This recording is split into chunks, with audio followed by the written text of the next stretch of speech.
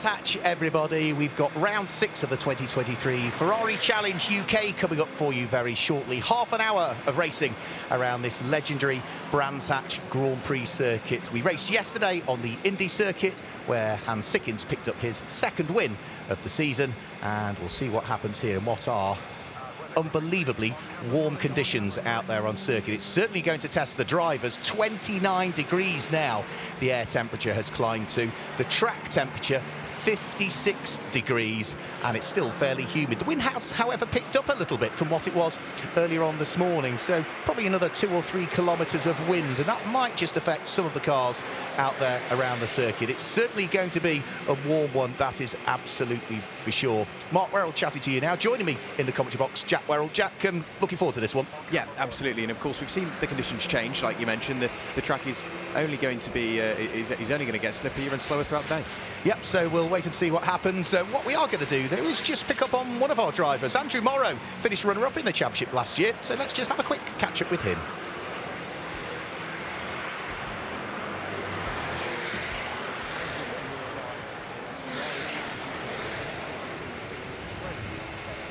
Tell us a little bit about your background in motorsport. To be honest, very little. Just bits and pieces of for fun, you know, around home. Grew up on a farm with quad bikes and dirt buggies for the field, and bits and pieces at small go-karting tracks just for mates' parties or whatever it was, but nothing competitive. Got the opportunity to go and do the Ready to Race programme with Ferrari, which got me my race licence and 5 signatures that I needed to take part in Ferrari Challenge UK. From there we then progressed to a test in the 488 Challenge Evo at Bolton Park actually, and then said, right, if we can get a car, we'll take part in the 22 season. So we managed to get our hands in the car and surprisingly got 2 5th positions in class, so I was delighted with that and just kept building from there, and the whole season just really took off. Now we're back for the 23 season. It's been a fantastic start for me so far. You were a winner in your second ever race weekend, is that correct? That's correct, yeah. So at Snetterton last year, had a good luck. 2 of the guys ran a wee bit deep into one of the corners and I managed to get through, which created a bit of a gap for me to just get my head down and focus. I managed to hold that to the end of the race. So, no, I was delighted with my first race win, but to be honest, the second win nearly felt better at Donington because it was all me, you know, there's no luck. Managed to get pole at Donington, which was my first pole position, and hold the race lead for the whole race and come away with the P1. So no, the first one was good, but for me the second one was nearly the better one.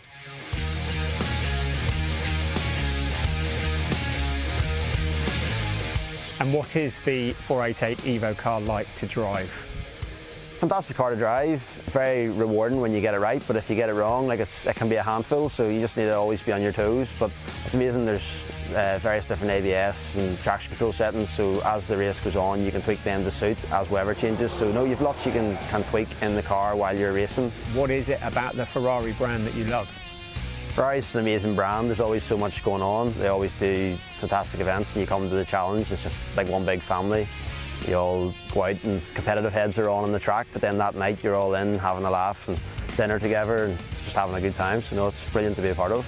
What does the future hold for Andrew Morrow? What are your plans for your racing career? The main focus this year is trying to win the Ferrari Challenge UK Championship. So we'll focus on that job and then see where it leads us next year. But look, for me it's just something we've got involved in and we've done very well in our first couple of years. So we'll just continue to build and take it step by step.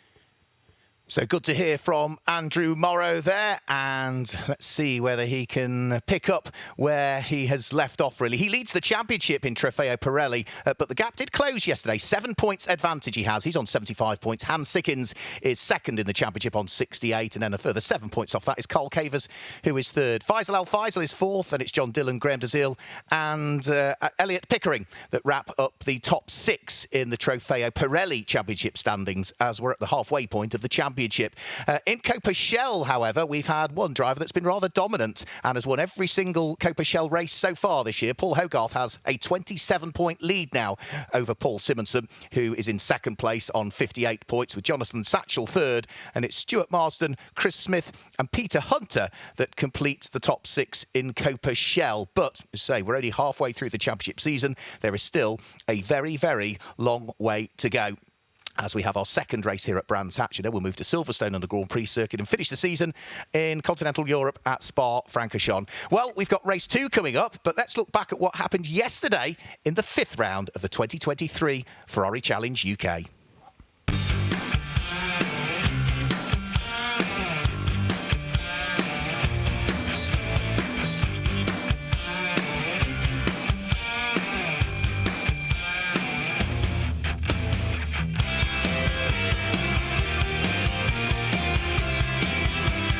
And Sickins will start our race from pole position.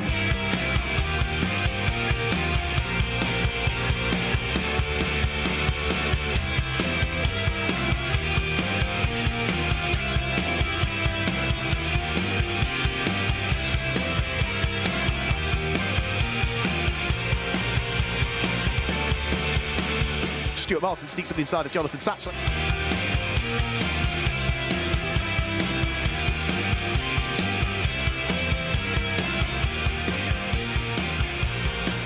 Going to be a second win of the season for Hans Sickins.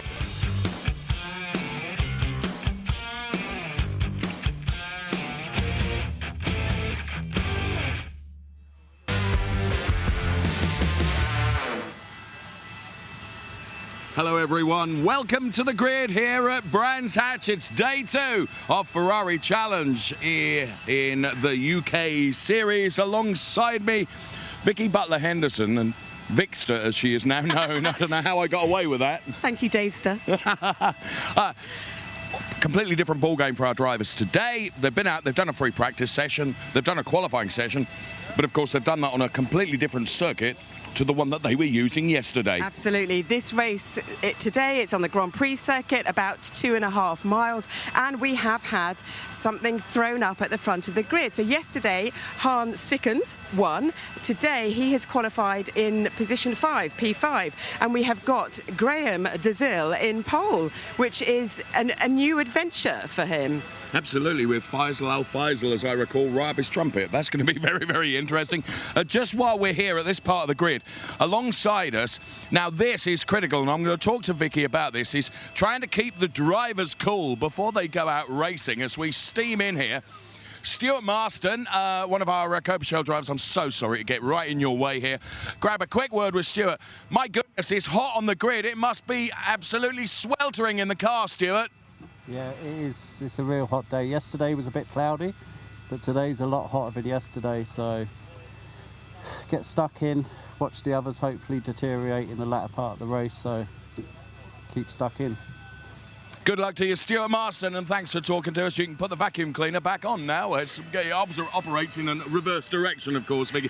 Seriously, you're so hot in these cars. Yep. Absolutely. Heat is a massive thing. Now, these cars, believe it or not, have got air conditioning, but it is very, very weak and it takes a little bit of power. So if it were me, I'd have it all off because it's barely doing anything. So many of the drivers are wearing like an ice vest, and Johnny Satcher, he is wearing one as well. I don't know whether I can, should I sneak in and go? Johnny, my love, we're just talking about the heat, and I know that you've got an ice pack around your body. Can you tell us roughly how it works and how it feels? It's already melting.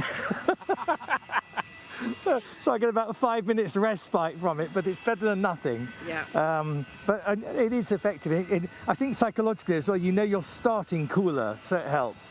But it'll be boiled water you can make a cup of tea off it at the end of the race. I'll bring a bag with me at the end. You've done really well today. Better today. Yeah. Better today. What was the secret today from yesterday's Indy? I don't like Indy. This GP is a wonderful circuit.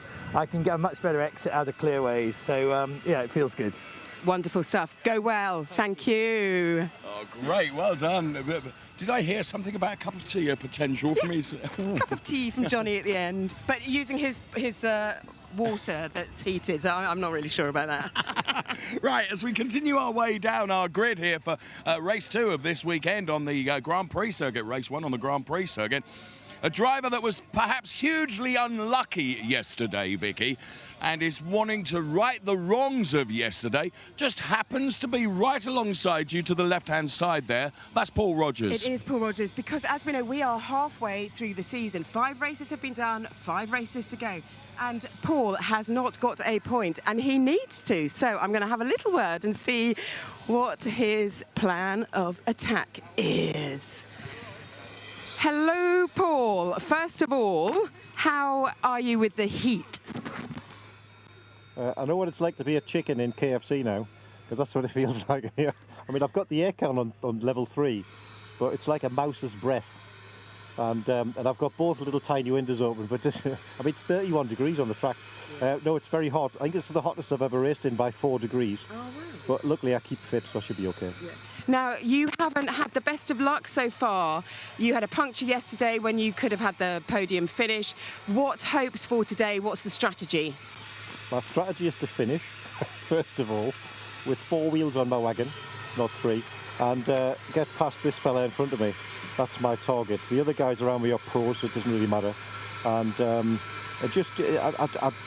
looking at a kind of steady lap race, but hopefully I don't get held up and I can just show a bit of pace. Lovely. Well, go well, my friend. Thank you very much.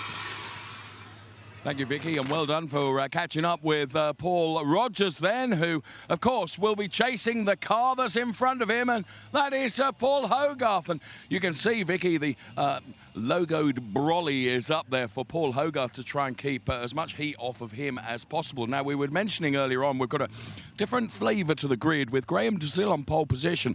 Also want to big up here Faisal Al Faisal, who had a brilliant qualifying today, not without one or two little offs. Let me try and grab a word with Faisal Al Faisal. Today, Faisal, you really got everything lined up and you've done a great job in qualifying.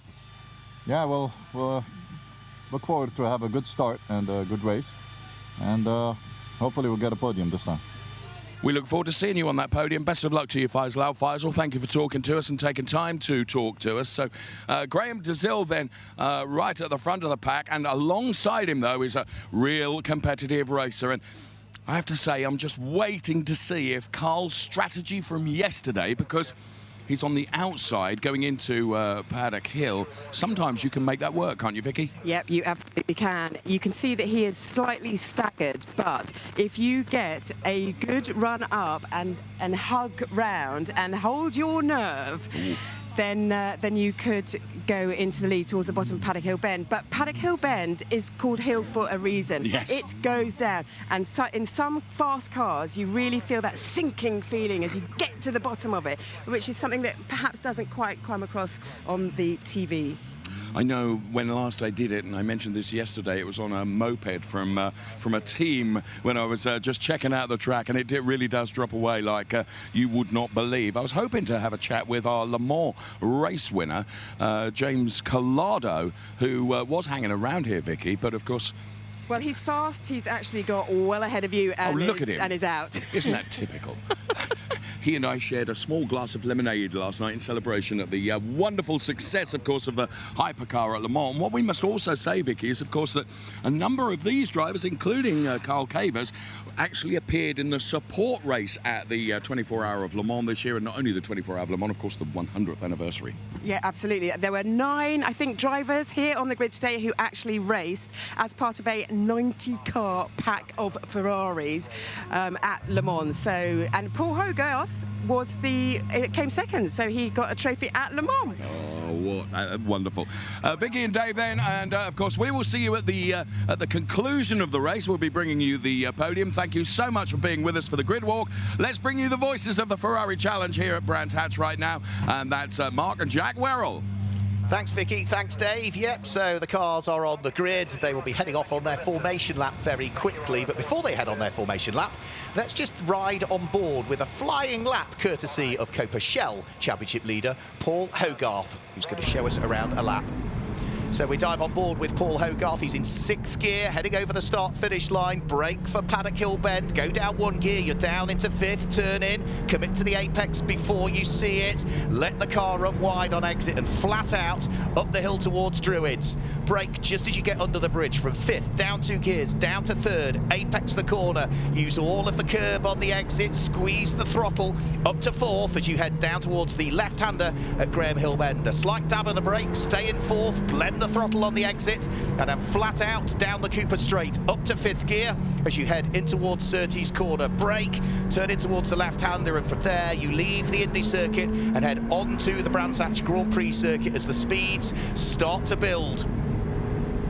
On towards Pilgrim's Drop, and then from there you start to head downhill in towards the daunting right-hander at Hawthorne. Onto the brakes, through the right-hander. Be careful with the throttle again on the exit. You can use some of the curb, but there's a big bump if you use too much of it on the exit. Down the Derek Minter Straight and in towards Westfield Corner. Hook the car right up onto the apex. Let it run wide on the way out of the corner as you head downhill through Dingledale and then into one of the most difficult corners, the blind entry to Sheen Curve, again where you commit to the apex. Bounce off the curb on the inside. Be careful not to run wide on exit. Up towards Stirling. Hook up all of the curb on the inside and then feed the throttle in again as you head underneath the vehicle bridge and up towards Clearways Corner, which again you'll brake and you have to be so patient as you pick up the throttle because the corner goes off camber on exit. Once the car is straight, nail the throttle back up to 6th gear over the start finish line, and that is a lap on board with Paul Hogarth, who leads the Coppa Shell Championship. So the cars have left the grid. Let's guide you now through the grid for this race. It is Graham DeZiel that sits there on pole position, and alongside is Carl Cavers. That's the front row of the grid. Row 2 of the grid on the inside of the second row. We spoke to him on the grid. Faisal Al-Faisal alongside the championship leader Andrew Morrow.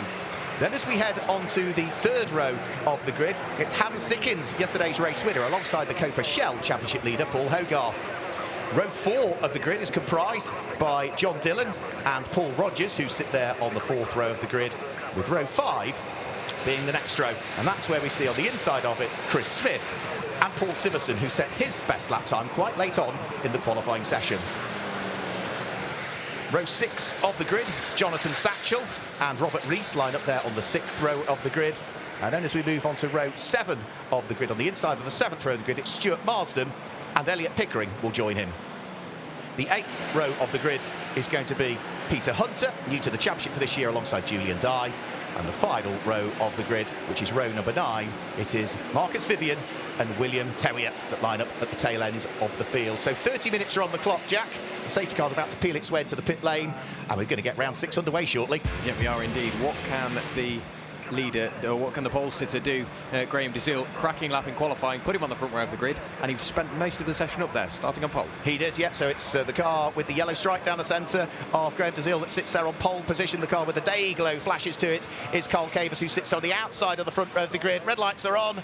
And red lights go out now. We're away and racing for the 5th round of the championship. Andrew Morrow looked to get a good start, but I think then just decided to back out of it a little bit because it was going to get tight up towards Paddock Hill Bend. But it is side by side still for the lead of the race, and it looks as though Graham DeZiel has got the inside line for Druids. Carl Cavers is trying to brave it out around the outside, whilst they all still try and get a bit of temperature into their control Pirelli slick tyres, which are not preheated on these cars. So Graham DeZiel leads the way. Carl Cavers in 2nd place. Faisal Al-Faisal is 3rd as they head out of Graham Hill Bend for the first time. Yeah, the top 3 remain as they are. Top 4 in fact do as well. On the run up towards Surtees once again, it's just a little look up the inside that time from Carl Cavers, but can't quite get the car off the corner quick enough as they head down the straight up towards Pilgrim's Drop.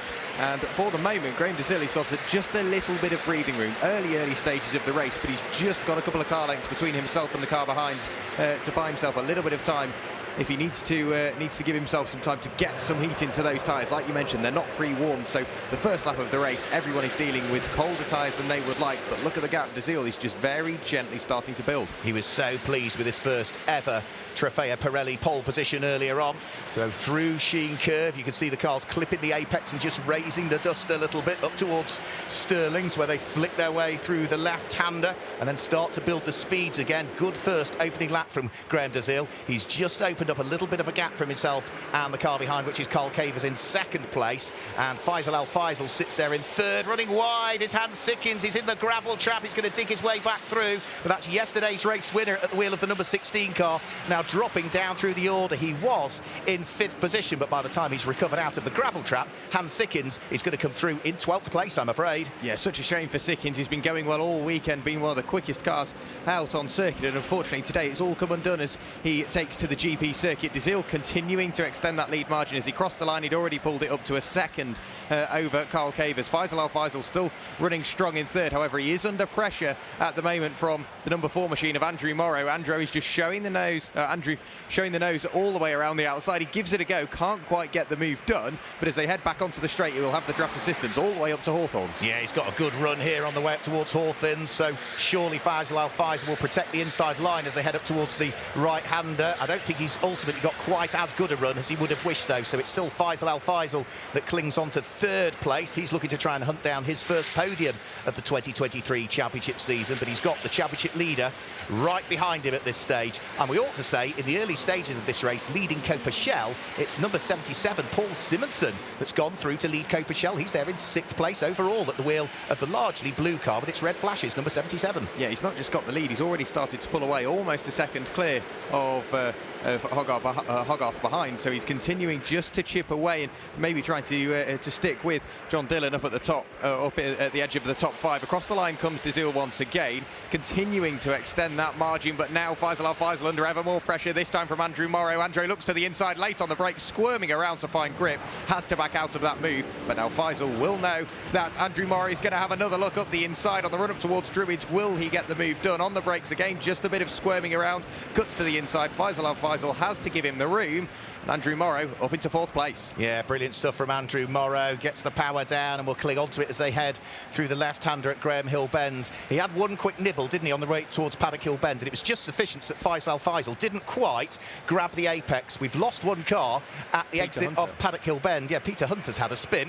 He will get going, but he will have dropped to the very tail end of the field at the wheel of his car. Yeah, not 100% sure what happened there. I heard the tyre squeal, looked around, saw the dust in the air, and Peter Hunter, unfortunately, pointing the wrong way at the exit of Paddock Hill Bend on the run up towards Druids. But since getting by, Andrew Morrow has just put that little bit of space between himself and Faisal Al Faisal. This could be the replay, so up in towards Druids. It's a weird accident, whether he bottomed out at the compression or maybe just ran slightly wide.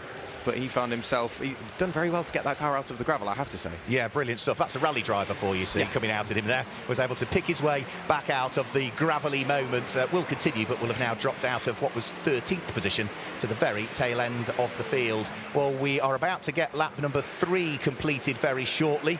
Graham Dizil just edging away all of the time. He is 1.8 seconds to the good from Carl Cavers in 2nd position. Further down through the order, we've got a great fight for the top 3 in Coppa Shell, and it's all the Pauls together. Paul Simonson, Paul Hogarth and Paul Rogers. The 3 of them as one head up towards Paddock Hill Bend, but it's the blue number 77 car that leads Coppa Shell at the moment as they fight over 6th, 7th and 8th overall, but the 3 podium places in their respective group. Yeah, it was a good run out of turn 1 for Hogarth. He really closed the gap on Simonson, but I've got a feeling maybe slightly earlier on the brakes just to account for that extra speed he carried on exit. Very equidistantly spread those top 3 in the Coppa Shell class at the moment. However, slightly quicker through Graham Hill Bend again. That's where you see the different drivers, the different setups slowly starting to have advantages and disadvantages at different parts of the circuit. But those top 3 in the Coppa Shell class absolutely nose to tail. And since pulling away, Dizil, I've got a feeling he's slowly starting to be reeled back in by Carl Cavers. Car with the fastest lap of the race last time through, a 1:31.005. Yep, so that's the front 2 getting closer together for the lead of Coppa Shell. They turn their way through for the 4th time through Hawthorn Bend. Paul Simpson a little bit slower through Hawthorn, which drops him into the clutches a bit more of the black and day-glow green car of Paul Hogarth. Remember, Paul Hogarth has yet to be beaten in Coppa Shell so far this year, but he's having to give second best to Paul Simonson. And before too much longer, they will also have the recovering Hans Sickins starting to close in on them as well. Hans Sickins at the moment is bottled up behind the number 13 car of Robert Rees as he looks to try and recover following his gravelly moment at Clearways a few laps ago. So up towards the conclusion of the lap comes the first 3 in Coppa Shell. The order still remains the same. All the Pauls together. Simonson from Hogarth from Rogers. Yeah, so the Trofeo Pirelli top 5 cross the line, and then it's the top 3 in Coppa, Shell, Simonson, Hogarth and Rogers all absolutely nose to tail on the run up to Druids again. It seems like Hogarth is slightly quicker up towards Druids. Later on the brakes, can't really force the move as of yet, but yeah, well spotted. Hans Sickins really closing up on the tail end of Robert Rees, and he's going to be motivated to try and make up as much ground now as possible, because as we know, looking at his results so far this season, he's on a good run at the moment, and I've got a feeling it's slowly starting to come undone. Yeah, and remember, Hans Sickins won the race yesterday, which meant that he closed the championship deficit, so it was an 11-point gap coming into the weekend. He brought it down to just 7 points between himself and the championship leader, Andrew Morrow. Well, at the moment, Andrew Morrow is going to outscore Hans Sickins, and therefore the gap will open up once more. Paul Hogarth trying to prise the door open to try and pick up the lead of Coppa Shell as he went in towards Hawthorne. That was not quite going to work. Hans Sickins has also still not as yet been able to pick off the blue number 13 car of Robert Rees. So he is sort of plateaued where he is at the moment, and of course the longer it takes him to get past that car, the longer then it takes him to catch the next three. And you know, he is going to have to continually work hard, because it's not the points that you get for where you finish overall, it's the points that you accumulate depending on where you finish in either Trofeo Pirelli or Coppa Shell, and it is 15 points for the win, it's 12 for second, it's 10 for third, and so on. It diminishes from there as we get a new fastest lap of the race from our race leader, Graham Dazil, who now opens up the lead advantage to nearly 2 seconds once more. Yeah, Hans Sickins, having been caught behind Robert Rees, he's coming under ever more pressure. That's from car number 15 of Stuart Marston. On the run up towards turn 1, Stuart Marston late on the brakes up the inside, carves the door open, and Hans Sickins is still trapped behind Robert Rees. Is he going to have a look on the run up towards Druids? Yes, he is. Later on the brakes, almost contact between the pair of them. Decides to tuck back in. Clever driving from Sickins, just managing the race. Yeah, just didn't want to get involved there. But how frustrating must that be for Hans Sickins, yesterday's race winner, because he's been bottled up behind the car of Robert Rees for 2 or 3 laps now. Stuart Marsden catches them and straight away gets past both and starts to disappear up the road. So enormous frustration. And now Hans Sickins needs to watch his mirrors as well, because he's got another car beginning to queue up behind him, and that will be a car that will be desperate also to try and thread its way through, if at all it can. That'll be the number 69 488 Evo of Chris Smith now that is wanting in on the fun. Yeah, Hans Sickins, I think he was just a little bit too patient. The inside of Hawthorne's maybe not the place to do it, but the pressure is being well and truly applied. Sickins clever driving once again, backing out of the move, deciding maybe now isn't the time. But I've got a feeling Robert Rees, his rear-view mirrors are full of Sickins. But yes, absolutely, there will be, I'm sure that he's furious, bearing in mind Stuart Marston managed to work his way through and past not only one car, but both of them. Across the line goes Graham Dazil. Then we get Carl Cavers, Andrew Morrow with a track limits warning once again. He had a track limits warning at turn 1. Car 37 has now got a track limits warning. That is Elliot Pickering. So slowly the track limits, as we mentioned in qualifying, starting to catch a few drivers out. And I would say Faisal Faisal, having just lost that position, he's slowly applying the pressure again. We almost had a change for the lead of Coppa Shell there. Paul Hogarth had a really good nibble at Paul Simonson heading in towards Paddock Hill Bend. It didn't quite come off, and therefore the 3 that are fighting over the top 3 places in Coppa Shell are still absolutely together, heading down in towards the braking area for Graham Hill Bend. The blue car is Paul Simonson, the black and green car is Paul Hogarth, the purple and pink car is Paul Rogers, and all 3 of them still quite haven't worked out as to who wants to stand on which step of the podium. They've got another 20 minutes yet to try and work out who wants to finish where, but it is a brilliant battle. And for Paul Simonson, he will be desperate to try and hang on to second place, hang on to the lead of the Coppa Shell category. That's because he has already had 5 second places, so he does not want Paul Hogarth to wiggle his way through and past. No, Paul Hogarth, again, another look up the inside. That's all you need to do. If you're sat there fighting, you're so similar on pace, just fill the mirrors for some sort of mistake, and that can be the key between winning the race and having to settle for second. On the run through Sheen Curve and then up towards Stirling again. A big look up the inside this time, jumps on the brakes slightly earlier. Hogarth is definitely gunning for that position. Across the line goes the overall race leader in the way of Graham Dazil. Then it's Carl Cavers, Andrew Morrow, who has pulled away a little bit more this time from Faisal Al Faisal. The top 3 in Coppa Shell coming towards that commentary box, coming towards the line to tick another one in the book, and this time getting much, much closer. Hogarth looking to the inside on the run up towards turn 1, gets squeezed out of room, jumps on the brakes, manages to avoid contact. A little bit of cheeky driving there from Simerson, but they remain as they are. Yeah, good fair driving. He squeezed him as much as he possibly could, but now it's not going to be 3 for the lead of Coppa, it's going to be 4, because all of this squabbling is holding up the top 3, and the blue car with its Dayglow yellow livery to it in the hands of Stuart Marsden is beginning to edge up onto the coattails of those ahead. So the Maranello sales-backed car is now wanting to join in this squabble for the lead of Coppa. It's still being headed by the Grey Paul Birmingham car in the hands of Paul Simonson, but any one of 4 now for the lead of Coppa, and somebody's going to be disappointed at the end of this race, because one of them's going to miss out on the podium. Yeah, no, I'm sure there'll be conversations to be had in the paddock afterwards. I'm sure they'll be talking about this for quite some time, about how good this battle truly was. Now, another look up the inside from Hogarth. Again, just playing with the driver in front, just allowing Simerson to get distracted. A good run on the exit, though.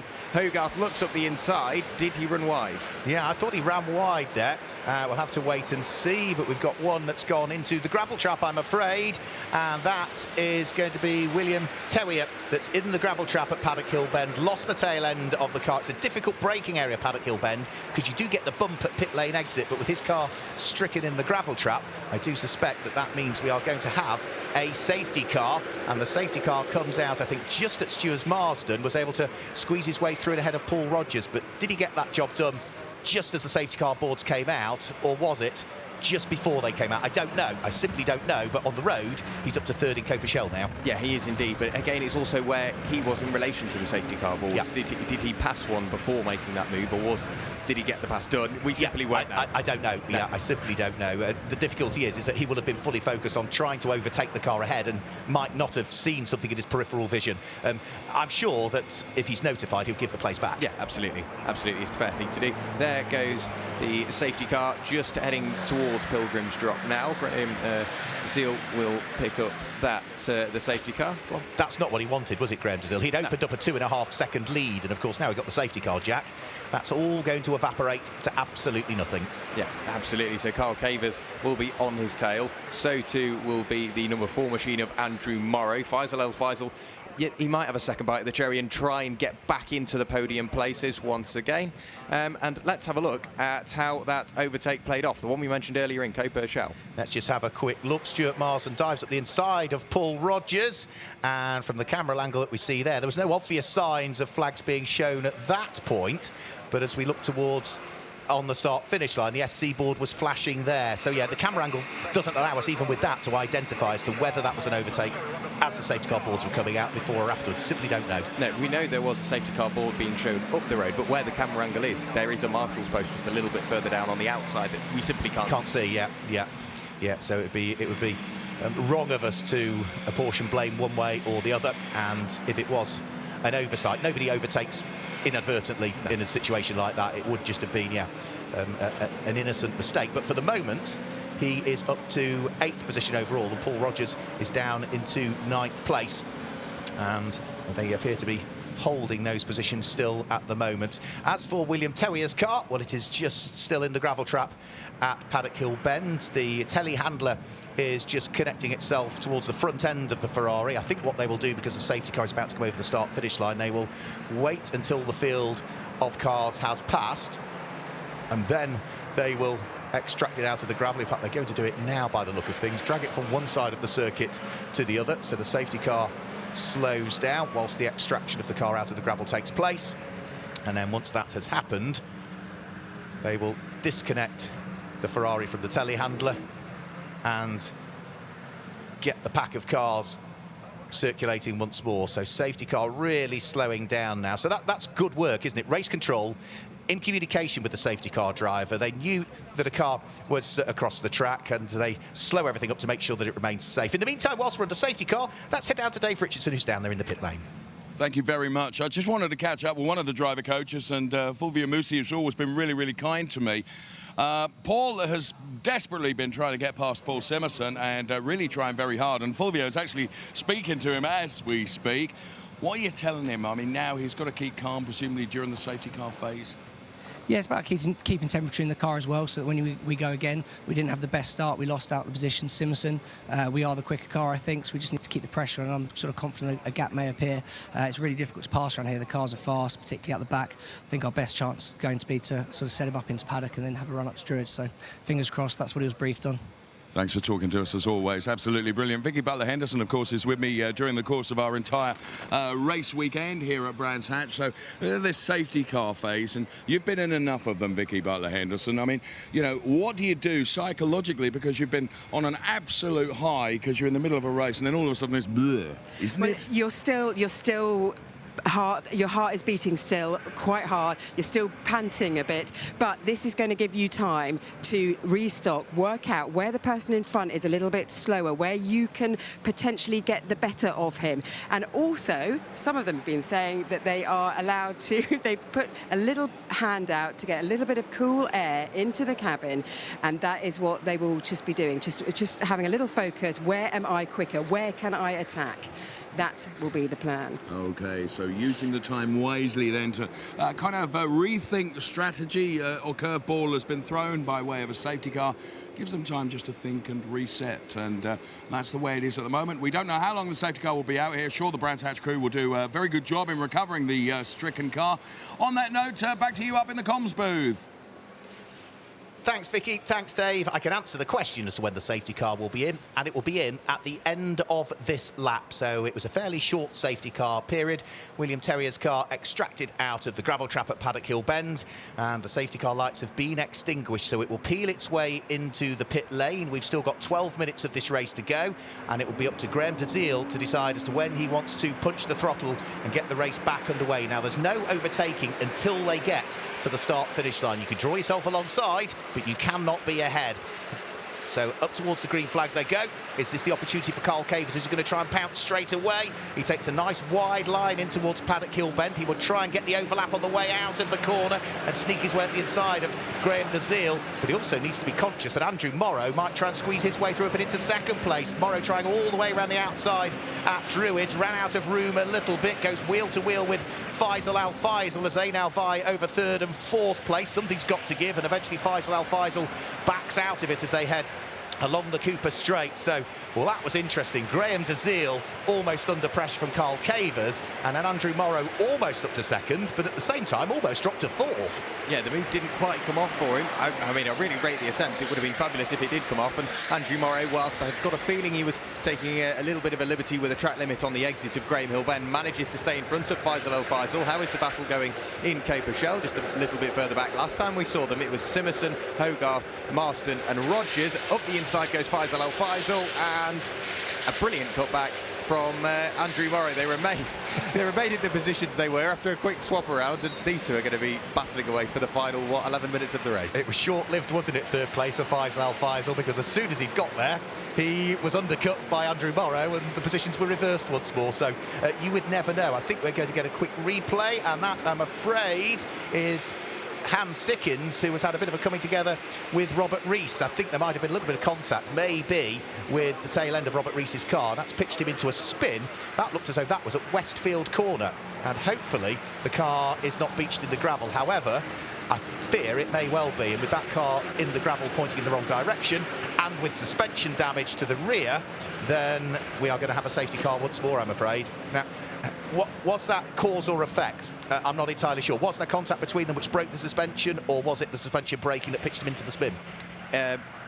Sort of 6 of one and half a dozen of the other. We won't know until we might never know. But by the looks of it, with the way the car rotated, it could be one or the other. So, yeah, I'm just having a look. Yeah, I saw on that quick replay when we had a look up towards Druids, the top four got very close indeed, and we're hearing there was a little bit of contact, which I understand. Obviously, you want to slow down for a safety car.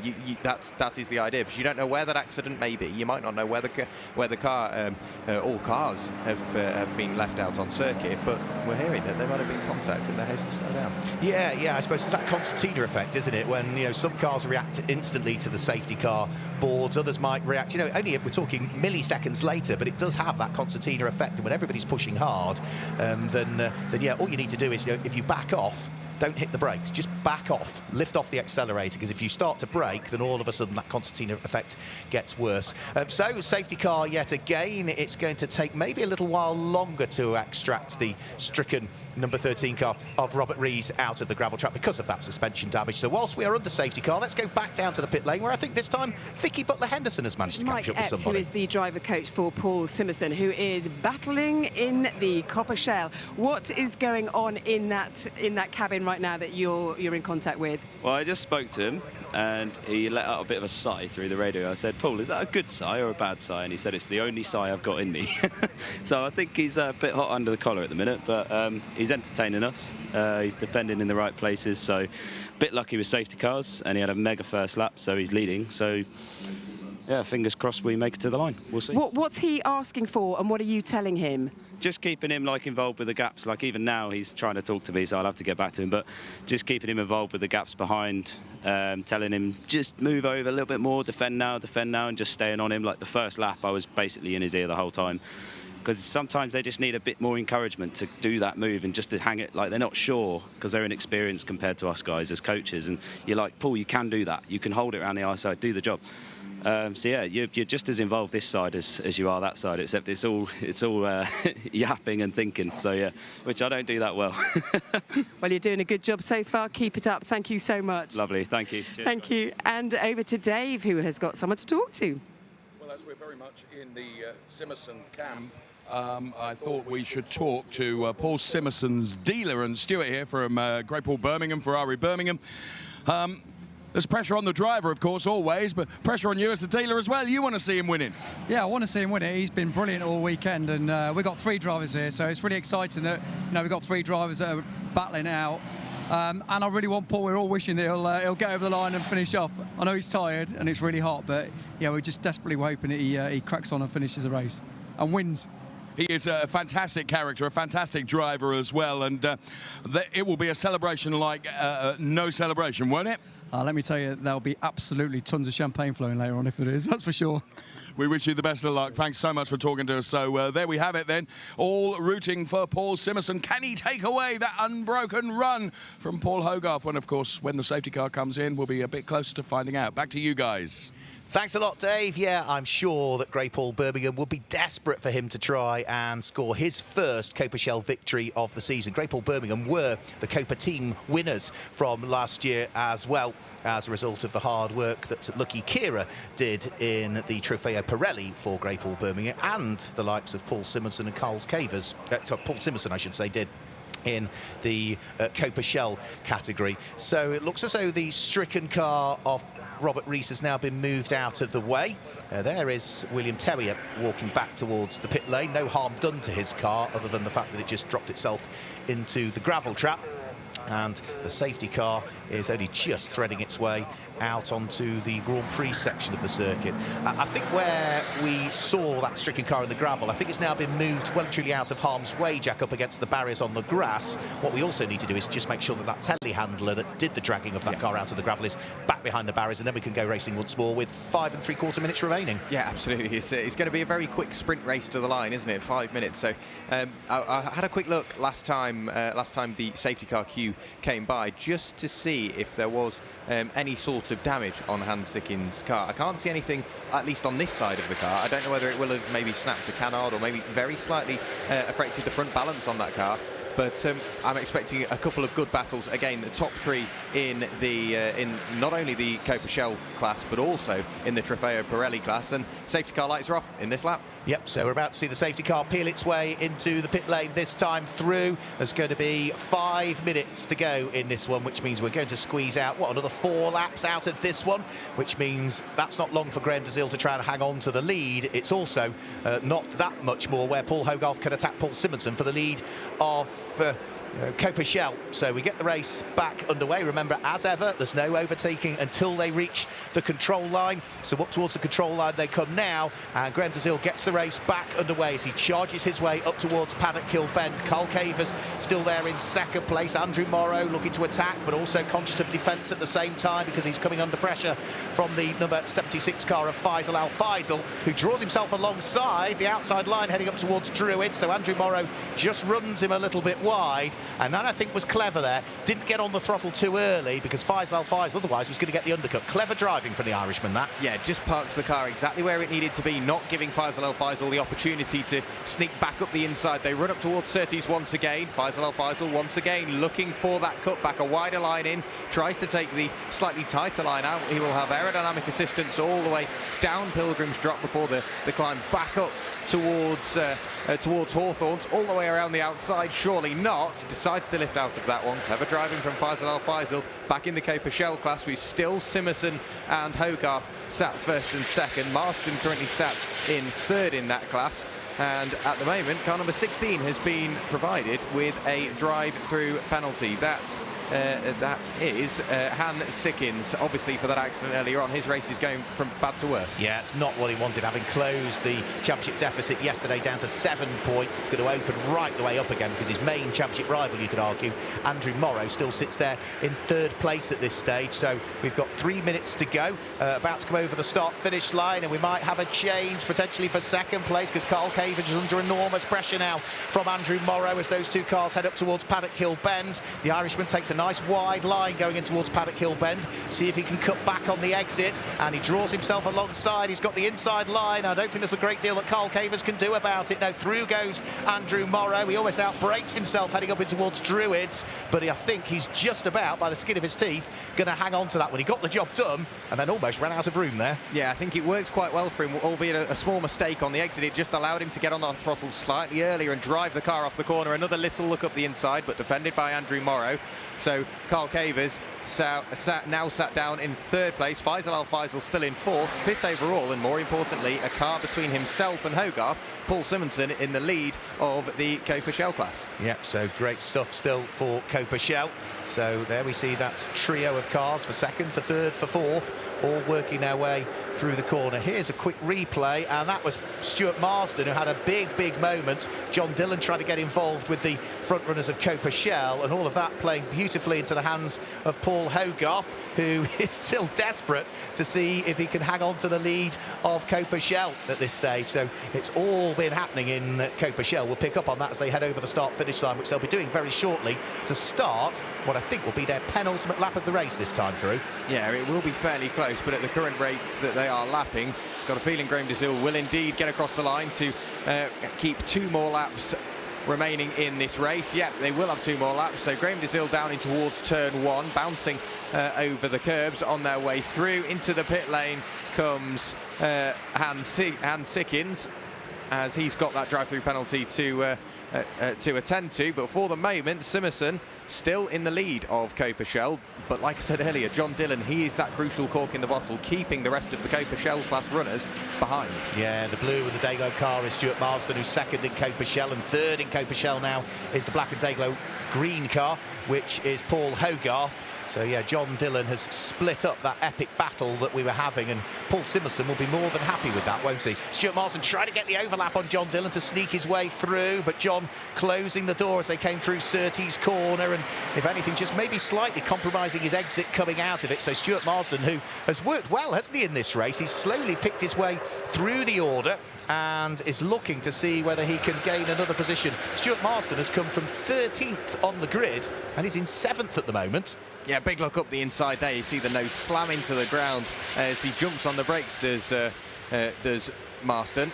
So he's just trying to push forward, trying to work his way through and past John Dillon, but he's just getting slowed down a little bit more than he would like at the moment. So Stuart Marsden, he's got a lot of work to do as Graham Dizil comes out of the final corner to go on to what will be his final lap of the race. And having lost the position to Andrew Morrow, I would say Carl Cavers is falling into the clutches of Faisal Faisal. I thought that on the previous lap. Yeah, he's falling away, isn't he, ever more, as we look towards what's going on for the front runners. And off and into the gravel has gone Faisal Faisal at Paddock Hill Bend. We've lost the 4th place car. Into the gravel trap is Faisal Faisal. The cars are on their last lap of the race, so there's no need to scramble the safety car this time through.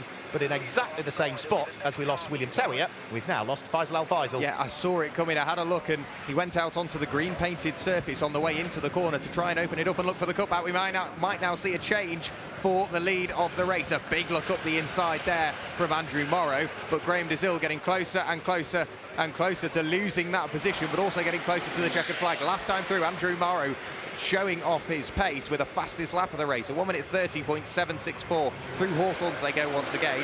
Morrow is well and truly within touching distance of the car up the road, but he's running out of time to do it. Yeah, well, Graham Dazil is looking to try and grab his first win of the season. Andrew Morrow is running out of time and opportunities to try and squeeze his way through. And as they head up towards Sheen Curve, there's really only one more overtaking opportunity, and that is on the run towards Clearways, and he's simply not close enough. So Graham Dazil, nice and neat and tidy. Concentrate on the exit coming out of Stirling's, and concentrate on your exit coming out of Clark Curve. And Graham Dazil is looking as though he's going to head towards a win in round 6 of the championship. He qualified on pole position, his first pole position, and now he's going to pick up his first win of the season.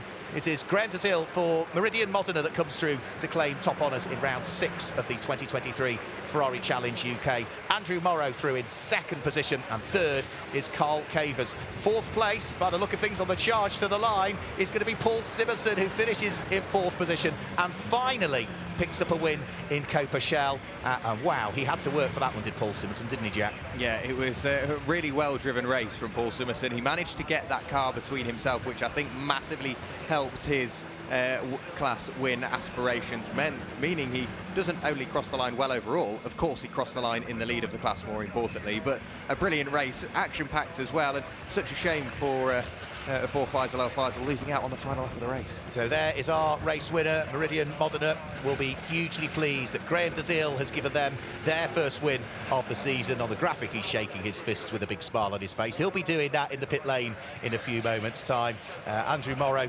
good championship points haul for him, and particularly with his main championship rival, Hans Sickins, having a few difficulties and issues and that drive-through penalty over the course of the race. So for Andrew Morrow, yeah, it might not have been a win this weekend, but it's a good haul of points, that is absolutely for sure. So hand out of the window for Graham Dazil. He will be down in the pit lane chatting to Dave and Vicky very, very shortly, and that gives him good momentum as we head towards Silverstone and the Grand Prix circuit, where our next races take place on the 2nd and 3rd of September, and then we will move a couple of weeks after that for the final 2 races of the season at Spa-Francorchamps in Belgium. So Graham Dazil will be happy, but also the number 77 car and Grey Paul Birmingham will be hugely happy, as Paul Simerson is the man who, for the first time this season, here he comes now in the blue car up towards Stirling's, will have picked up the win in the Coppa Shell category.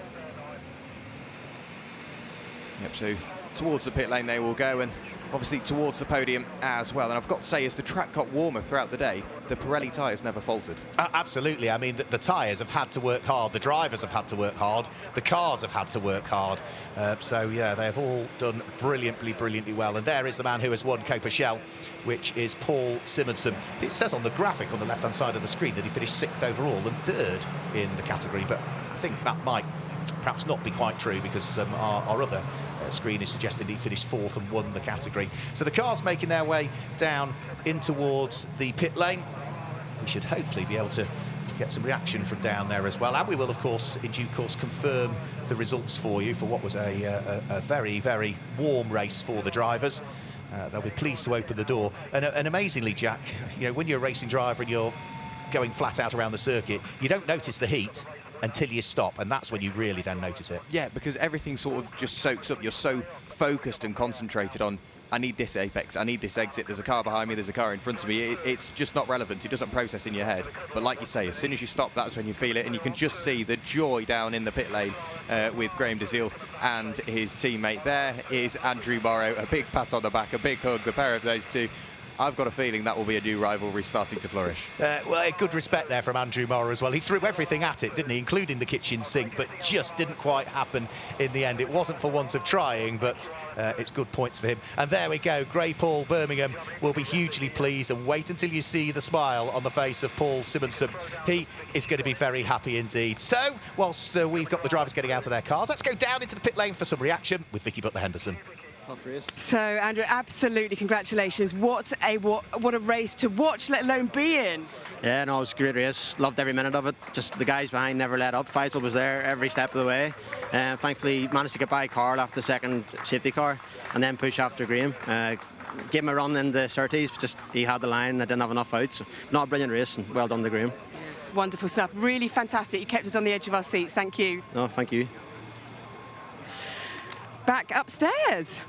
Thanks, Vicky. Always good to hear from Andrew Morrow. So there is on screen now the number 51 car of Carl Cavers. He finished third in the race overall, third in Trofeo Pirelli. So he'll be heading towards the podium presentations very shortly. The man we've just heard from, the number 4 car of Andrew Morrow, finished second in that race, but it's still a good haul of championship points for him. 12 points to add to his championship tally. But the win for the first time this season, and I think that's probably the first time in Trofeo Pirelli that we've seen Graham Dazil claim the win. So he is the winner of that. In the Coppa Shell, it was the car of Paul Hogarth who for the first time this season doesn't finish on the top step of the podium. The number 6 car from Stratstone finishes second. Second in the Coppa Shell category was Stuart Marsden, and the win in Coppa Shell went the way for the first time this season of the number 77 car of Stuart Marsden. So that's our top 3 in each one. Let's go back down to the pit lane where I think Vicky Butler-Henderson has found somebody else to chat to.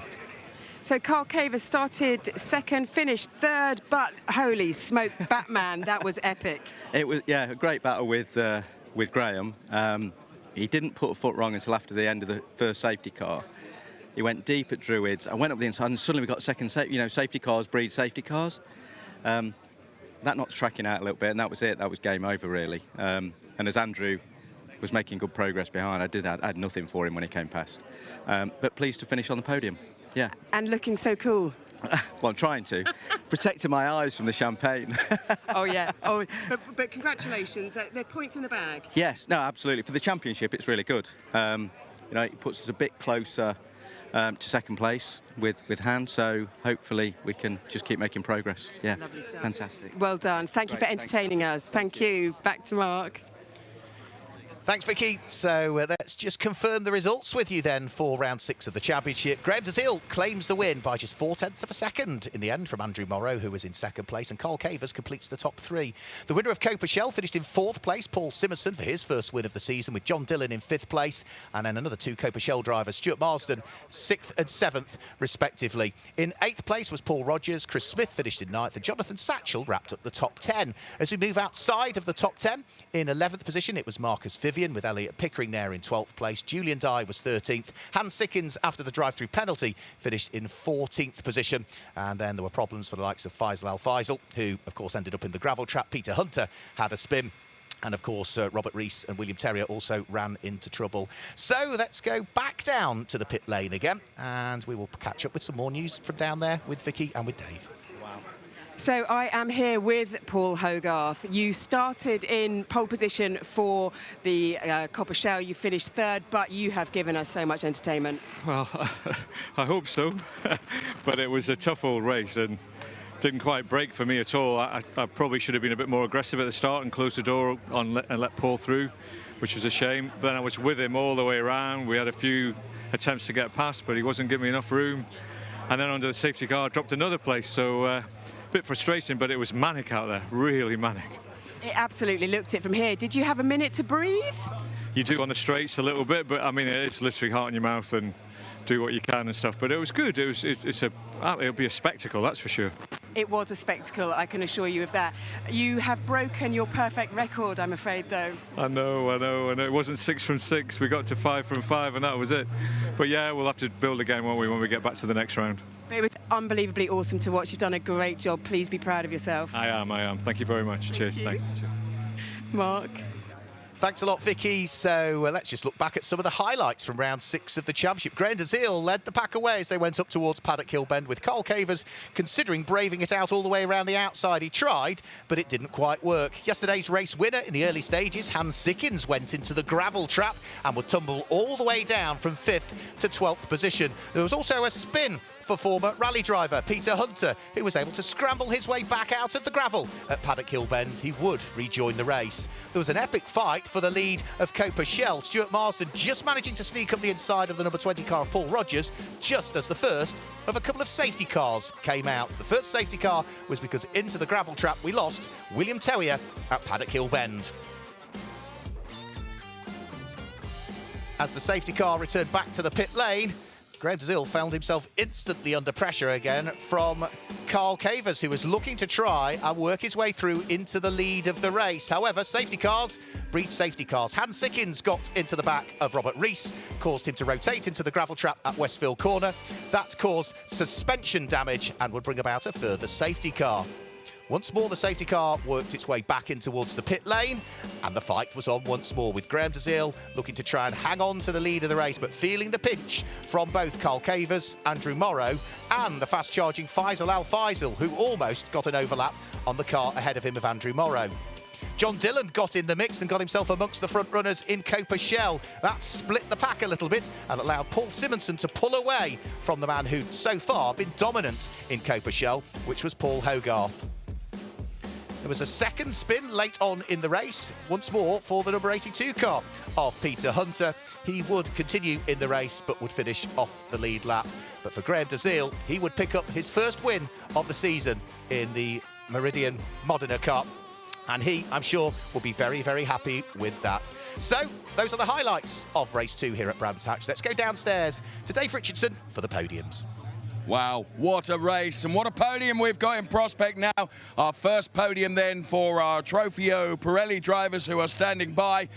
Taking P3, please give it up for Carl Cavers. Taking P2 then, wow, what a close race at the end. P2, Andrew Morrow. He did a lot of hard work in qualifying and he had to work in the race as well. Graham DeZille, our race winner. Let's grab a quick word with Graham before all the festivities start. He was keeping you keen towards the end, Graham. Don't know where he came from. Don't like that. Any congratulations. Thank you very much. Well done, Graham DeZille on the top step of the podium. Now the trophies are going to be presented by our Ferrari North Europe Regional Manager, Francesco Bali. And makes the trophy presentation first of all to Carl Cavers. In receipt of the P2 trophy, it's Andrew Morrow. And the race winner's trophy goes to Graham DeZille.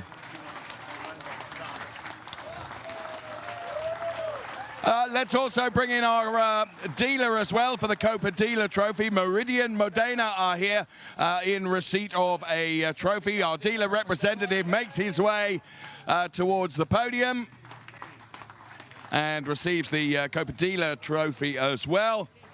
And as if that were not enough, of course, Lucio Vigani from Pirelli Motorsport, our Pirelli Motorsport manager, is here to make a trophy presentation to our Trofeo Pirelli P1 driver up there, Graham DeZille. He receives the Trofeo Pirelli trophy. Double bubble for him. So there we have it, our Trofeo Pirelli podium, all smiles on the podium. And the celebrations will get underway in just a moment. Our top three then, Graham DeZille, Andrew Morrow and Carl Cavers. Poor Carl's face is being wiped out by Graham's collection of trophies. Who will win the champagne race? Andrew Morrow did it.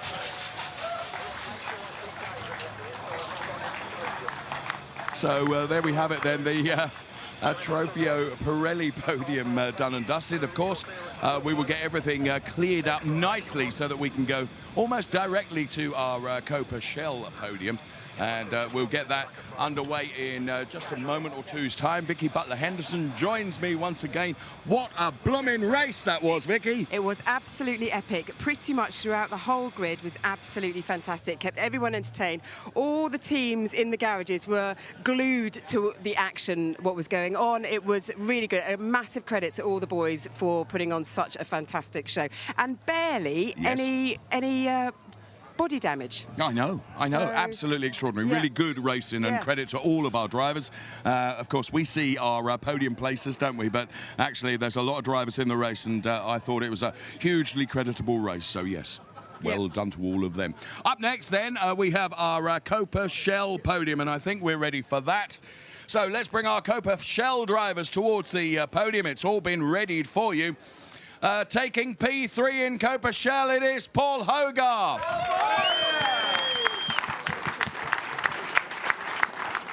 What a drive from this young man, taking P2, Stuart Marston. Here comes Stuart. And trust me, this is going to be loud and proud. On the top step of the podium, it's Paul Simerson.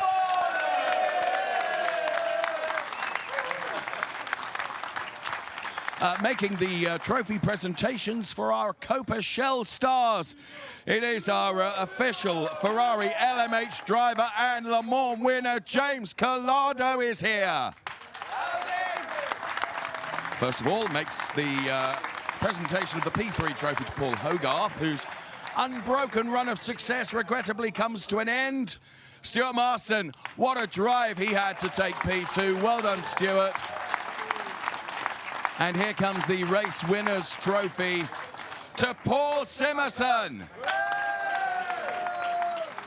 And of course, that's not all, because let's invite Grey Paul Birmingham and a dealer representative from Grey Paul Birmingham. Who's it gonna be? Stuart is here and embraces his driver and receives, of course, the Coppa dealer trophy. So well done. Let's steam in and have a word with our race winner, Paul Simerson. May I just say, in my opinion, about blooming time, friend. Well, he's made it really hard for me so far, but yeah, we've got a great start, very clean, fair play to all the other drivers, but it's nice to be on this step and stop him getting a clean streak.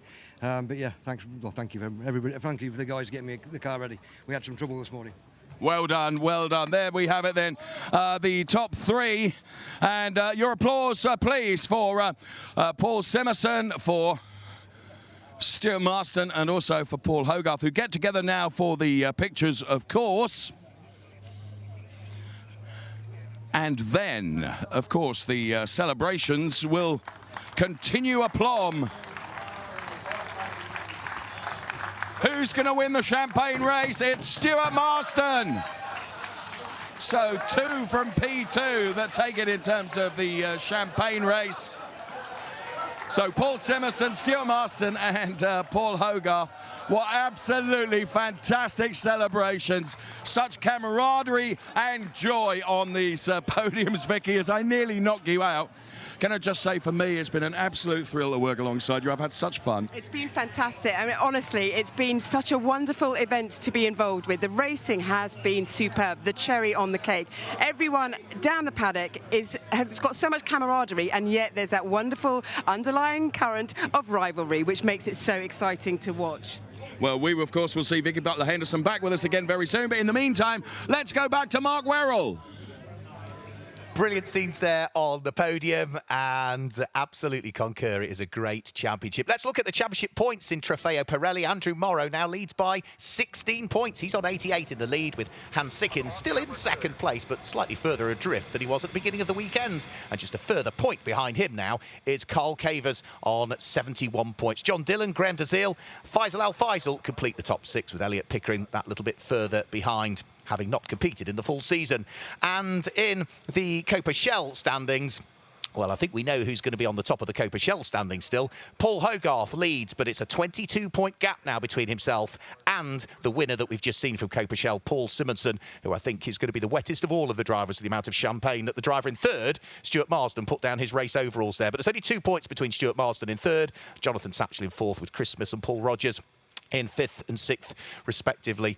Jack, your first weekend of Ferrari Challenge UK might have been a warm one. It's been an enjoyable one. Yeah, absolutely. It's been a brilliant day's worth of racing in the sunshine here at Brands Hatch. So obviously a massive thank you to Ferrari, Pirelli, Shell and all the other sponsors for making this weekend happen. It's been an absolute joy. Thank you. It's been a pleasure. We will do it all again at Silverstone for round 7 and round 8 of the championship on the 2nd and 3rd of September. So join us then. But from the commentary team, Vicky Butler-Henderson, Dave Richardson, Jack Werrell and myself, Mark Werrell, thanks for joining us here at Brands Hatch. We'll catch you next time out at Silverstone. Until then, it's goodbye from us all.